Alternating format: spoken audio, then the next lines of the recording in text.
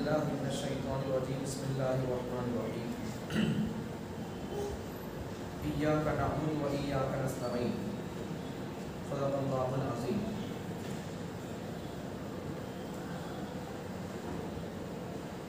اللہ تعالیٰ مسبب الاسباب، اسباب کو پیدا کرنے والے اور اسباب کے اندر تاثیر پیدا کرنے والے، ہر چیز کا وجود اور عدم اللہ کے قبضے قدرت میں ہے۔ کون سی بھی چیز اسے وجود میں لانا، اسے وجود بخشنا، نہیں تھی اسے لانا، پیدا کرنا، اسے وجود بخشنا ہو تو نہیں تھی اسے لانا، وجود بخشنا، یہ بھی اللہ کے قبضے قدرت میں ہے۔ اور عدم، کسی چیز کو ختم کر دینا، موجود تھی اسے معدوم کر دینا، ختم کر دینا۔ تو کسی چیز کا وجود، کسی چیز کا عدم، کسی چیز کو موجود میں لانا اور کسی موجود چیز کو اسے ختم کر دینا، معدوم کر دینا، یہ اللہ کے قبضے قدرت میں ہے۔ ہر چیز کی کیفیت، خاصیت اور اس کی تاثیر کا ہونا اور نہ ہونا بھی اسی کے اختیار میں ہے۔ کسی بھی چیز کے اندر اس کی کیفیت اور اس کی خاصیت اور اس کے اثر کا ہونا نہ ہونا یہ اللہ کے قبضے قدرت میں ہے۔ وہ مثال سمجھا پوری مضمون پڑھ دوں۔ وہ مسبب الاسباب ہے، کائنات کے اسباب اسی کے مخلوق ہیں اور اسباب کی سببیت بھی اسی کی مخلوق اور اسی کی مشیت کے تابع ہے۔ دنیا کی کوئی بھی چیز اپنی ذات میں مؤثر نہیں، نہ لطف و ثواب نہ مہر و عذاب۔ وہ جسے چاہے عزت دے اور وہ اس کی رحمت ہے، اور جسے چاہے ذلت و مصیبت دے اور یہ اس کی حکمت ہے۔ وہ مالک الملک، جسے چاہے اختیار اور اقتدار دے اور جس سے چاہے چھین لے۔ دیکھو اس سمجھنے کی بات ہے، اللہ تعالیٰ مسبب الاسباب ہے۔ پوری دنیا کی چیزیں، ان چیزوں میں ان کا اثر ہونا یا ان کے وہ اثر سے فائدہ ہونا یا نقصان ہونا، یہ تمام چیزیں مثال کے طور پر ساری چیزیں اللہ کے اختیار میں ہیں، اللہ کے قبضے قدرت میں ہیں۔ دیکھو آگ مثال کے طور پر، آگ کی کیفیت اور اس کی خاصیت کیا؟ آگ کی خاصیت جلانا، آگ کا کام جلانا، لیکن یہ آگ بھی جلانے کے اندر وہ خود اپنے آپ سے جلاتی نہیں، وہ جب تک کہ اسے اللہ کا حکم نہ ہو تب تک وہ جلتی نہیں، جلاتی نہیں۔ عام آگ بھی وہ اپنے قبضے قدرت میں یا اپنے اختیار میں، اپنے اختیار سے نہیں چلتی۔ وہ مثال کے طور پر حضرت ابراہیم علیہ السلام اللہ کے پیغمبر تھے، تو ان کے زمانے کا دشمن ان کو آگ میں ڈال دیا۔ آگ میں ڈالنے کے بعد اللہ تعالیٰ کا آگ کو حکم تھا کہ تو میرے ابراہیم کے لیے ٹھنڈی ہو جا۔ تو آگ کا کام کیا تھا؟ جلانے کا کام تھا، لیکن جب اللہ تعالیٰ نے اس آگ کو حکم دے دیا کہ تو میرے ابراہیم کے لیے ٹھنڈی ہو جا، تو آگ کیا ہو گئی؟ ٹھنڈی ہو گئی۔ اب آگ بھی کام کرنے میں، جلانے میں اور اپنا کام چھوڑ دینے میں، نہیں جلانے میں بھی یہ اللہ کے تابع ہے۔ اسی طرح ان کے بیٹے کا ایک واقعہ، حضرت ابراہیم علیہ السلام اپنے بیٹے کو اللہ کے حکم پر ذبح کرنے چلے گئے تو چھری نہیں چلی وہاں، جیسا وہاں آگ اللہ کے حکم سے ابراہیم علیہ السلام نہیں جلی تھی، ویسا یہ چھری بھی ان کے بیٹے کے گلے پر نہیں چلی۔ آگ کا جلنا بھی اللہ کے تابع ہے اور یہ چھری کا چلنا بھی اللہ کے تابع ہے۔ یہاں چھری نہیں چلی ان کے بیٹے پر، وہاں ان کو جب آگ میں ڈال دیا گیا تھا تو وہاں آگ ان کو نہیں جلی۔ تو یہ ساری چیزیں کیا نہیں ہیں، یہ اپنے ذات کے اندر کچھ بھی اثر نہیں رکھتے، یہ اللہ کے تابع ہیں سب چیزیں۔ اب ساری چیزیں، سارے اختیارات اللہ کے حق میں، تو ہمیں کیا کرنا؟ اللہ سے پوچھنا۔ آگے بڑھیں گے، کتنی بات سمجھ میں آ گئی؟ ساری چیزوں کے اندر جو سبب ہے، جو اثر ہے، وہ اثر وہ اللہ اگر اس میں اثر ڈالیں گے تو وہ اثر اپنا دکھاتی۔ آگ کے اندر اللہ جلنے کا اثر دیں گے تو وہ جلتی۔ اللہ جب اسے کہیں گے کہ نہیں تو جلنا نہیں اب، تو وہ اپنا اثر چھوڑ دے۔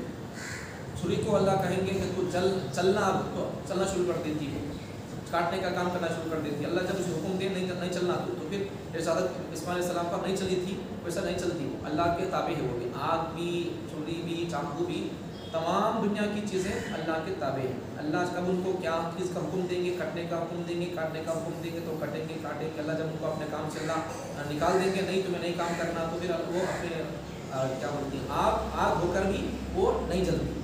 جب اسے اللہ کا حکم ہوگا. تو سمجھ میں آ گئی بات کہ آنکھ بھی ہو, دنیا کی کوئی بھی چیز ہو, کوئی بھی سبب ہو, وہ اللہ کے تابع ہے. اللہ جب اسے حکم دیں گے تو وہ اپنا کام کریں گے, اللہ جب اسے اپنے کام سے ہٹا دیں گے بس تو وہ اپنا کام چھوڑ دیں گے. ایک بات تو یہ. اچھا, اسی طرح اس پہ ایک بات بھی آ جاتی ہے, اللہ تعالیٰ جسے چاہے عزت دے دیتے ہیں, جسے چاہے اللہ تعالیٰ ذلت دے دیتے ہیں. یہ ساری اللہ کی ملکیت ہے, اللہ کے فضل و کرم ہے. اب اللہ تعالیٰ بادشاہت پہ رکھ کر ہی فرعون کو اللہ تعالیٰ کیسا مار ڈالی, اسے عذاب میں اللہ تعالیٰ اسے ڈبو دیے, سمندر کے اندر اللہ اسے ڈبو دیے. بادشاہ تھا, اس کی حکومت تھی, لیکن پھر بھی کیا ہو گیا, کامیابی نہیں. اللہ اسے بادشاہت پہ رکھ کر بھی اللہ اسے پانی کے اندر ڈبو دیے. اب حضرت موسیٰ علیہ السلام کے اوپر ایک عورت ایمان لے کر آئی تھی, اس کے گھر میں کام کرتی تھی. ایک عورت فرعون کے گھر میں ایک عورت کام کرتی تھی, ان کے گھر کی اس کی بیوی کو, اس کی بچیوں کو چوٹی والا ڈالتی تھی. ایک عورت تھی, پھر ان کے گھر میں کام کرتی تھی. وہ جب ایمان لے کر آئی تو پھر اس کا کیا ہوا, اس کو سزا دینا شروع کر دیا تھا. اس کے بچوں کو کیا بولتے ہیں, کڑھائی کے اندر ڈال کر اس کے بچوں کو اس پہ جھونک دیا تھا تیل کے اندر. اس کے گھر کے اندر کام کرنے والی بچی جب ایمان لے کر آئی تو اس کو فل تکلیف دینا شروع کر دیا تھا. لیکن اللہ تعالیٰ نے دنیا کے اعتبار سے اسے تکلیفوں کا سامنا کرنا پڑا, لیکن اگر آخرت کے حساب سے دیکھیں گے تو اللہ تعالیٰ اسے جنت میں اس کا مقام اللہ تعالیٰ عطا کر دیا اسے. فرعون دنیا کے اعتبار سے مر گیا, عذاب میں ہے, ڈبتا مر گیا, مرنے کے بعد اسے عذاب چھوڑے گا. اب یہ اس کی گھر کے اندر کام کرنے والی نوکرانی عورت کو دیکھنے کے اعتبار سے تو اسے اس کے بچوں کو اسے تکلیف دیتا تھا, جلاتا تھا. لیکن حقیقت کے آخرت کے اگر نگاہ سے دیکھیں گے تو وہ عورت دیکھنے کے اعتبار سے تو عذاب میں ہے, سزا میں ہے, تکلیف میں ہے, لیکن آخرت کے حساب سے دیکھیں گے تو وہ عورت حضرت موسیٰ علیہ السلام پر ایمان لانے کی وجہ سے راحت میں, آرام میں. تو اللہ تعالیٰ جسے چاہتے ہیں اسے اللہ تعالیٰ عزت دیتے ہیں, اللہ جسے چاہتے ہیں اسے اللہ تعالیٰ ذلت دیتے ہیں. ایک بات تو مسبب الاسباب اللہ تعالیٰ, مسبب الاسباب کا تو کیا, تمام چیزیں اللہ کے اختیار میں ہیں. کوئی بھی سبب, کوئی بھی کرسی, کوئی بھی عہدہ, کوئی بھی چیز اپنے ذات کے اندر کوئی اثر نہیں رکھتی. وہ اپنا کام کرنے یا اپنا کام نہ کرنے میں اللہ کے تابع ہے, اللہ کی مشیت, اللہ کی چاہت کے تابع ہے. اب آگے شرک کے بارے میں. شرک یہ تو ہے ہی کہ کسی کو اللہ کے برابر سمجھے, کسی بھی چیز کو یا کسی بھی انسان کو اللہ کے برابر سمجھنا, یہ شرک ہے. اب اس کے مقابل جانے, لیکن شرک بس اسی پر موقوف نہیں, کسی کو اللہ کے برابر سمجھ لیے, اللہ کے برابر بنا دیے, یا کسی کو اللہ کے مقابل میں کھڑا کر دیے, یہ شرک نہیں. اس کے علاوہ بھی شرک ہے, بلکہ شرک یہ بھی ہے جو چیزیں اللہ تعالیٰ نے اپنی ذات اور صفات کے لیے مخصوص فرمائی ہیں اور بندوں کے لیے بندگی کی علامتیں قرار دی ہیں, انہیں غیروں کے لیے بجا لایا جائے. شرک کی کئی صورتیں ہیں. اب یہاں سمجھنے کی بات ہے. اب شرک خالق کسی کو اللہ کے برابر سمجھے تو شرک نہیں. شرک کی بہت ساری قسمیں ہیں, بہت ساری چیزیں ہیں شرک کے اندر وہ آ جاتی ہیں. مثال کے طور پر اللہ تعالیٰ کی ذات میں کسی کو داخل کر دینا, اللہ تعالیٰ کی صفات میں کسی کو داخل کر دینا. ایک انسان کو, ایک مخلوق کو, انسان کو تو اللہ کا مخلوق کو چھین دے, اب ایک انسان کو اللہ کی مرتبہ اسے برابر دے دینا. مثال کے طور پر اب بہت سارے لوگ ہیں, کسی کو شادی نہیں ہوئی, کسی کو رشتہ نہیں لگا, تو لوگ کیا کرتے رہتے ہیں, کسی آدمی کے پاس جا کر یا کسی عامل کے پاس جا کر یہاں جا کر کوئی کام کرتے رہتے نہیں, اچھے کام برے کام سب. یہ سب شرک میں داخل ہے. حالانکہ پوچھنا چاہیے تھا اللہ سے, لیکن اللہ سے کچھ نہیں ہے. اب وہ کسی زندہ حضرت کے پاس جا کر یا پھر کسی قبر کے پاس جا کر یہ سب چیزیں کرتے ہیں, جا کر منت مانگنا, یہاں جا کر ذبح کرنا, یہ ساری چیزیں شرک کے اندر داخل ہیں. یہ سب چیزیں وہاں جا کر ذبح کرنے کا حلال نہیں ہوتا. وہ اللہ کی ذبح کرنا اور اللہ کا نام لے کر ذبح کرنا, اس کے علاوہ اللہ کے لیے چھوڑ کر ہمیں کسی اور کے لیے ذبح کریں گے جانور, یا اللہ کا نام لے سکتا کسی اور کا نام لے کر جانور ذبح کریں گے, یا پھر ہماری نیت بدل گئی تو پھر جانور حلال نہیں ہوگا. تو یہ سب چیزیں شرک کے اندر داخل ہیں. اب کسی ولی کو ہمیں کیا کر دیے, ان کے قبر کے پاس جا کر, کسی ولی کی قبر کے پاس جا کر ان سے اولاد مانگنا, ان سے بچے پوچھنا, ان کے پاس جا کر اپنے بچوں کے سر کے بال منڈانا, یہ ساری چیزیں شرک کے اندر داخل ہے. یہ ساری چیزیں شرک ہے.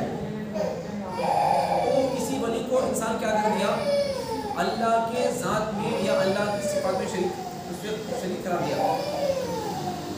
اب دیکھو ذات میں شرک کیا، ذات کے اعتبار سے شرک کیا، کسی انسان کو ذات میں شریک کرنے کا مطلب جیسا کہ عیسائیوں کہتے ہیں، عیسائیوں کا عقیدہ کیا، حضرت عیسیٰ علیہ السلام اللہ کے بیٹے ہیں، یہ ان کا عقیدہ ہے، تو ذات میں وہ شریک کر رہا ہے اللہ کو، اللہ کا بیٹا ہے بول کر عیسائیاں کیا کر رہی ہیں، عیسیٰ علیہ السلام کو اللہ کا بیٹا قرار دے کر انہوں ذات میں اللہ کی شریک کر رہے ہیں، وہ بھی شرک ہے، یہ تو ذات کے اعتبار سے شرک ہے۔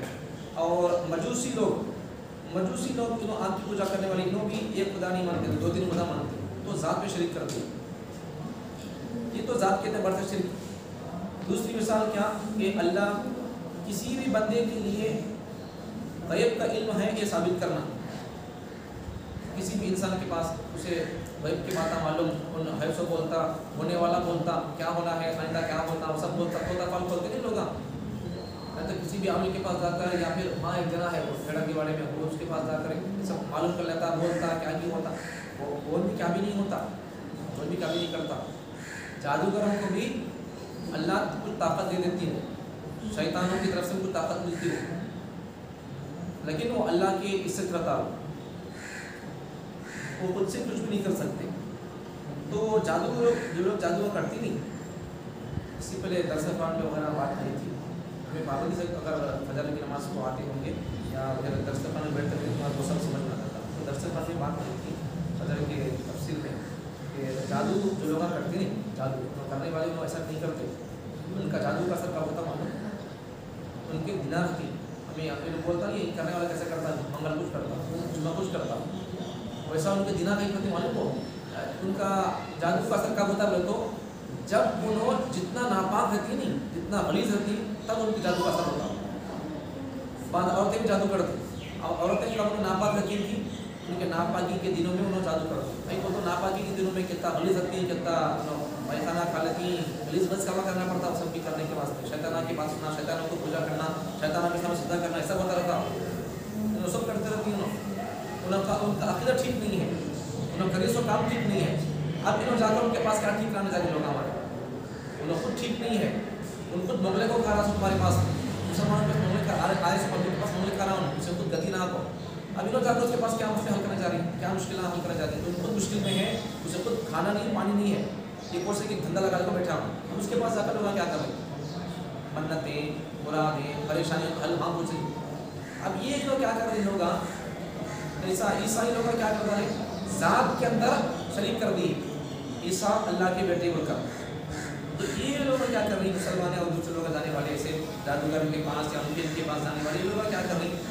ولیوں کے پاس جاتے ہیں خبروں کے پاس، انہوں کیا کر رہی ہیں، انہوں اللہ کی صفات میں شریک کر رہی ہیں انسانوں کا مخلوق، اور اچھا کرتا ہے اس کے پاس جاتے ہیں، ولیوں کے پاس جاتے ہیں اور مسلمان ہیں، خبروں کے پاس جاتے نہیں، جا کر کیا کرتے ہیں، نہیں کریں گے کیا سب کروا، یہ بھی شرک ہے، تو وہاں جا کر کرتے کیا لوگ مسلمان، ہمارے بچے نہیں اب تک بچے لگا لو، ان سے جا کر پوچھتی ہمارے خان کو شادی نہیں ہوئی، ہمارے بچے کو شادی نہیں اب تک شادی کر ڈالو تو میں بکرا، اب یہاں انسان کیا کر رہی ہیں، ان کو یہ ولی کو، یہ حضرت کو، یہ قبر والے کو کیا کر رہی ہوں، اللہ کی صفات میں شرک کر دی ہے، اللہ بچے دینے والا، اللہ کی طاقت ہے، جیسا اللہ کے بچے دینے کی طاقت ہے ویسا اس ولی کے اندر بھی طاقت ہے بچے دینے کی، ان سے بھی مانگے تو بچے دے دو، انہوں کو زندہ نہیں ہے، انہوں کیسے دیں گے بچہ،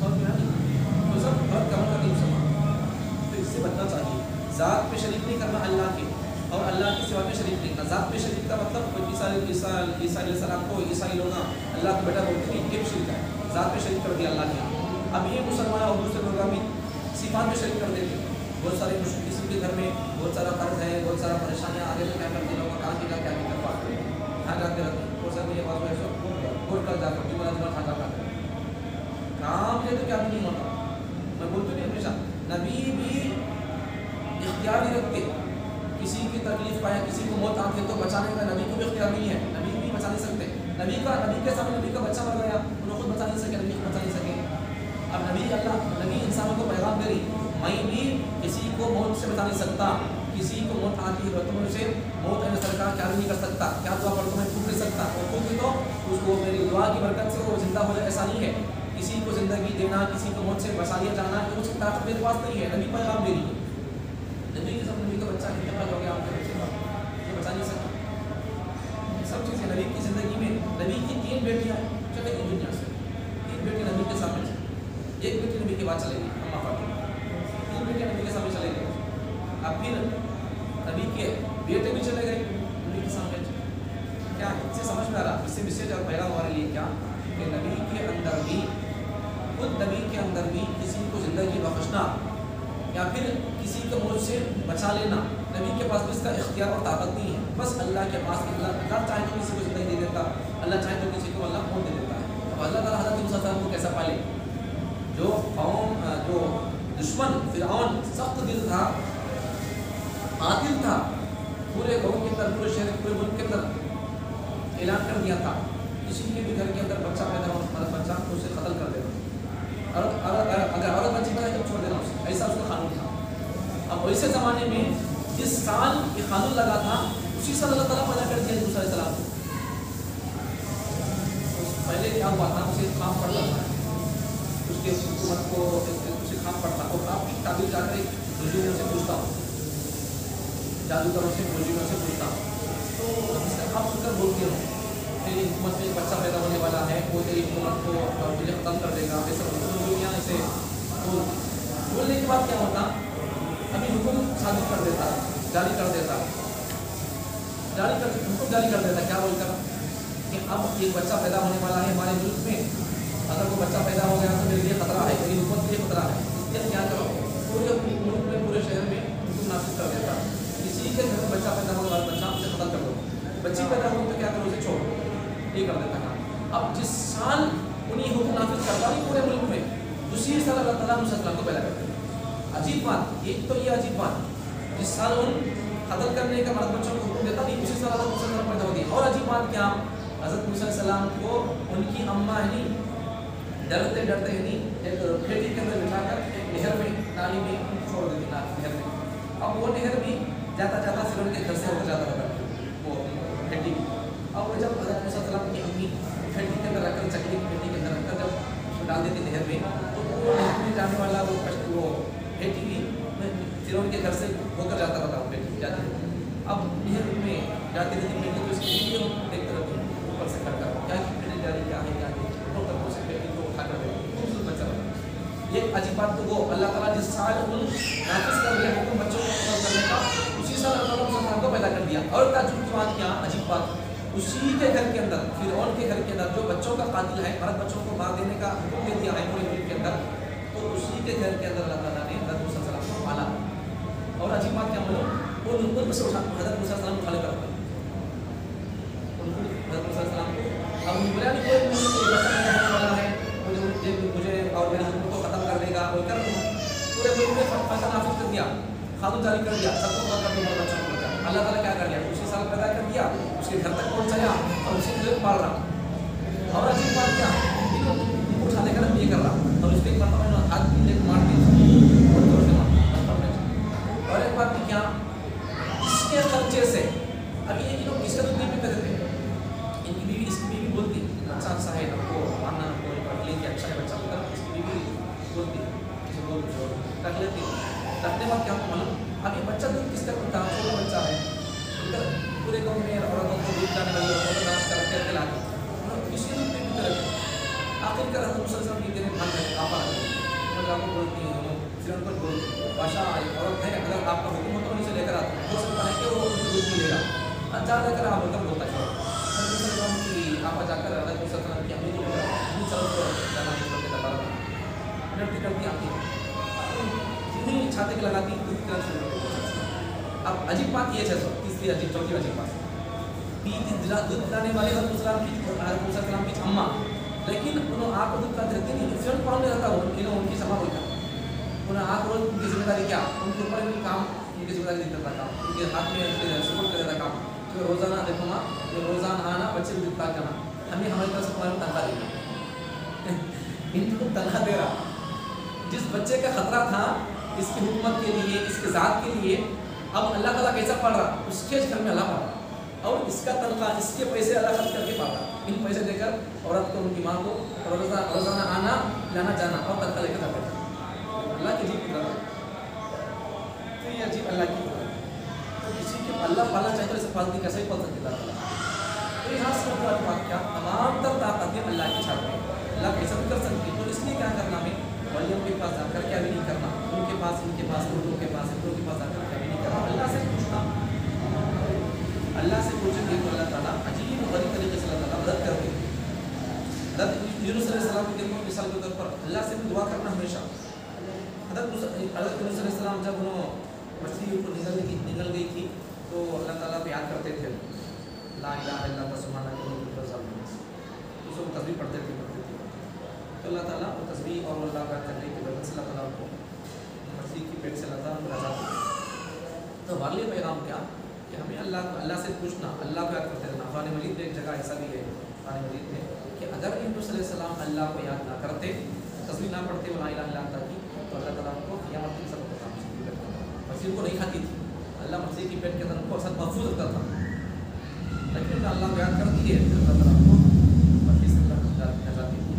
तो हमारे लिए सबक पैगाम क्या है कि हमेशा और परेशानी आए, राहत आए, खुशी आए, भाई शरीयत के अंदर है ना, शरीयत के दायरे के अंदर ना, इस्लाम को छोड़ना नहीं, अल्लाह से पूछना। खुशी आई अल्लाह का शुक्र अदा करो, मुसीबत आ गई अल्लाह का सब्र अदा करो, सब्र अल्लाह से दुआ करो, अल्लाह से मांगना चाहिए, अल्लाह मेरे पर मुसीबत आ गई है, मैं इससे बर्दाश्त नहीं कर सकता, अल्लाह तो मुसीबत देने वाला भी तू है और उस दुख वाला तू है, तू इसे दूर कर दे। मिसाल को समझने के लिए मुसीबतें आते रहती नहीं, हमें क्या करते रहते हैं, क्या करना उसके लिए एक मिसाल, एक छोटा बच्चा है, बाबा रिमोट की कार लेकर आया, अब रिमोट की कार छोड़ दिया, बाप के हाथ में रिमोट है, कार छोड़ दिया बच्चा, बाप कार छोड़ दिया, चल रहा कार सामने में पीछे वो चल जाती है, बच्चा क्या करता, कार पकड़ नहीं जाता, बच्चा गए तक बाप क्या कर रहा है, रिमोट दबा दे रहा, सामने जाती कार, बच्चा पकड़ जाता, फिर पीछे करता है बाप। अब कार को स्टॉप करने के वास्ते क्या करना बोले, कार को पकड़ लेना या बच्चे को पकड़ लेना, नहीं बाप के हाथ को रोक दिया तो अच्छा रहता, क्या करना, बाप को बोले तो कार पड़ जाती, अरे भाई जरा पकड़ कर बच्चे पकड़ लेते, कार को खेल लेती, बच्चे पकड़ कर बोले कार को रुकाने के वास्ते, कार को बच्चे पकड़ना बोले तो क्या करना, कार को पकड़ने के तो कार नहीं करते, कार को चलाने वाला रिमोट कंट्रोल किसके अंदर हाथ में है, बाबा के हाथ में है।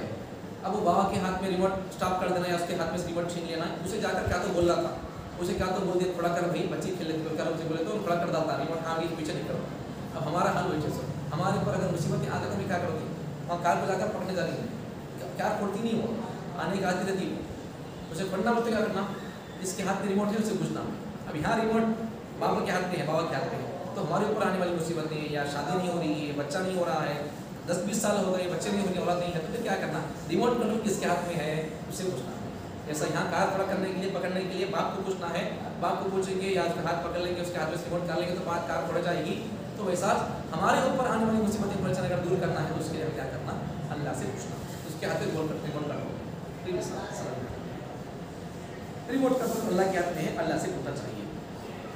और एक मिसाल, किसी बंदे में तसर्रुफ और कुदरत को अल्लाह ताला की अता समझे और साथ के माने कि उसका किसी को नफा नुकसान पहुँचाना अल्लाह की मर्जी और इरादे का पाबंद है, बिल्कुल चलता, ये भी वैसा ही है। शिर्क की एक किस्म ये भी, एक तो ज़ात में शिर्क, दूसरा सिफात में शिर्क, किसी के पास गैर का इल्म है समझना या किसी के पास जाकर मांगना वगैरह सब चीज़ें शिर्क है। और एक तीसरी किस्म शिर्क की तीसरी किस्म क्या क्या तसर्रुफ और कुदरत को किसी के अंदर मानना, इन्हों बोले तो ये हो जाता काम, इन्हों कर दिए तो ये हो जाता काम, मजा कर हमें मुसाहिब से जाकर बोलता तो काम कर देती हूँ, ऐसा उनके हाथ में इख्तियार समझना, उन्होंने कर देती काम साहिब कर देती, उनसे होता, उनके हाथ में नफ़ा नुकसान का इख्तियार है, ऐसा समझना, ये भी शिर्क है। या फिर किसी के लिए सजदा करना, रुकू करना, सजदा करना। अब खबरों के पास बहुत सारे मुसलमान जाते नहीं, और कर या दूसरे जगह पर जाकर वहाँ मुसलमान सजदे भी करते हैं, तवाफ़ भी करती हैं, हालांकि दुनिया के अंदर तवाफ़ किसी अल्लाह के काबतुल्लाह घर को छोड़कर किसी का तवाफ़ नहीं होता। नबी सल्लल्लाहु अलैहि वसल्लम की मज़ार कहाँ है, मदीने में है नहीं, नबी का रोज़ा, नबी के खबर है नहीं मदीने में, तो उस नबी के रोज़े का भी तवाफ़ नहीं होता। अगर नबी के रोज़े का भी तवाफ़ करेंगे वो भी शिर्क है। अब नबी के रोज़े का, नबी के कब्र का चक्कर लगाना शिर्क है। तो अब नबी का दर्जा बड़ा है या वली का दर्जा बड़ा है, गुलबर्गा में हो या काम भी हो, बरियाल गोरकल में हो, नेल्लूर में हो, काम भी हो, कौन साहब के पास भी कौन कोच साहब भी रहते भाई, नबी का दर्जा बड़ा या वली का दर्जा बड़ा, नबी का दर्जा बड़ा है, तो फिर नबी के मज़ार का, नबी के कब्र का तवाफ़ जायज़ नहीं मिलता, तो फिर वलियों के कब्र का चक्कर और तवाफ़ का जायज़ हो सकता है। समझ में कोई समझ में आ गया? नबी के कब्र का चक्कर तवाफ़ जायज़ नहीं मिलता, फिर वलियों के मज़ारों का, कब्रों का चक्कर तवाफ़ करना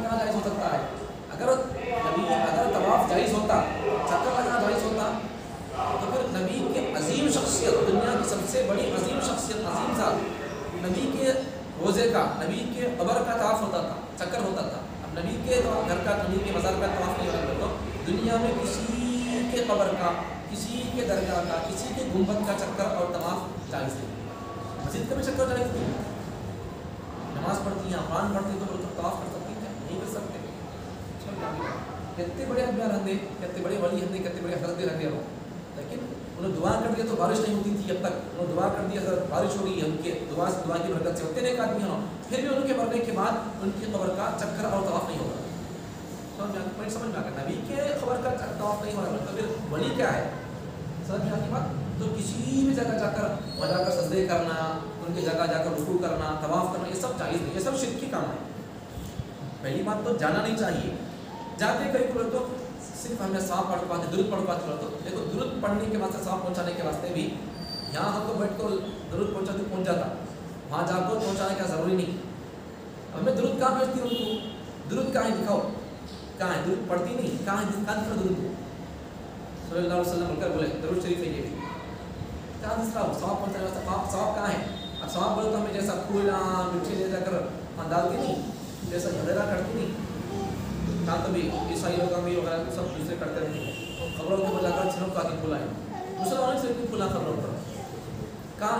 اب کیا درود بولے تو، فاتحہ بولے تو کیا تو پڑھو خبر کے اوپر پھولا کے سب میں چیز کا کیا ڈال کر رکھوانے واسطے نہیں. چیز دستی نہیں.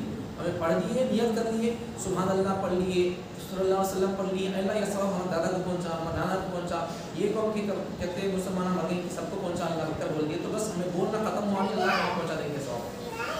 ثواب پہنچانے کے واسطے، درود پہنچانے کے واسطے کسی کے قبر کے پاس جانا کا ضروری نہیں. ہمیں یہاں سے بھی اگر پڑھ کر سورہ فاتحہ پڑھ کر، اللہ پڑھ کر، صلی اللہ علیہ وسلم پڑھ کر، کیا بھی نماز اللہ کے ثواب ان کو پہنچا. اگر ہم نیت کریں تو بس ہمیں نیت ختم نہیں ہوگی، ہماری نیت کے ختم ہونے سے پہلے اللہ تعالیٰ وہاں پہنچا دیں گے.